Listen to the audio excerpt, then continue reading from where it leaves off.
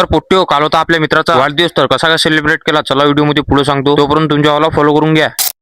तर तो विषय असा होता, दुपारच्या रामपायरी आपली स्प्लेंडर काढली, 440च्या स्पीडनं निघालो चांदोरली जासाठी. तुम्ही म्हणसान चांदोरली झाले काय रे बा, तर ते काम होतं आपल्या मित्राले, म्हणजेच की मोबाईल कव्हर टाकायचं होतं. तर मग काय पहिले येऊन जातो पंकज मोबाईल रिपेअरिंग सेंटरवर. तर त्या दादाने एवढे सारे कव्हर दाखवले, त्यातलं आपल्या मित्राला एकही पसंत नाही आलं ना रे बा. तर मग काय हे करून टाकला ना फायनल. कसं दिसू राहिला कमेंट मध्ये नक्की सांगा. तिथून थेने होतं आपल्याला जायचं होतं चप्पल घ्यायला. तर मग काय येऊन गेलो जया बूट हाऊस. या दुकानात पायने ठेवतो या काकाने एवढ्या साऱ्या चपल्या दाखवल्या, तिच्यातली एकही पसंत नाही आली आपल्याला. तर कशी तरी पसंत आली ती डायरेक्ट फायनल करून टाकली. तिथून आपली गाडी काढली, डायरेक्ट आलो पेट्रोल पंपावर, पेट्रोल वगैरे टाकून आपली गाडी काढली, डायरेक्ट आलो रेल्वे स्टेशनवर. रेल्वे स्टेशनवर आल्यावर पहिले छत्रपती शिवाजी महाराजचा व्हिडिओ काढला, चाय प्यायला सुरुवात केली. पण काम निपटून चाललो होतो आम्ही घराकडे. तर आज होता आपल्या मित्राचा वाढदिवस. तर मग समोरने जात रोड बनणं चालू होता, चांगलं काम चालू आहे म्हटलं, कारण की लय दिवसाचा रोड बेकार होता. फायनली तो दिवस आला, डायरेक्ट रोड बनणं चालू झाला. ते जाऊ त्या साईडली आम्ही निघालो डायरेक्ट घराकडे जासाठी. A few moments later. रात्रीचे 7:30 वाजता आम्ही आलो मित्राच्या घरी. बर्थडेचा कार्यक्रम चालू होता. इकडे आपल्या दोस्ताच्या चेहऱ्यावरची स्माइल थांबाचं नाव निघून राहिली, कारण की बर्थडे आहे ना. तिथूनच केक कट वगैरे होती. वाढदिवसाच्या शुभेच्छा देऊन केक वगैरे चालतो, सबंधांचा एक व्हिडिओ काढतो.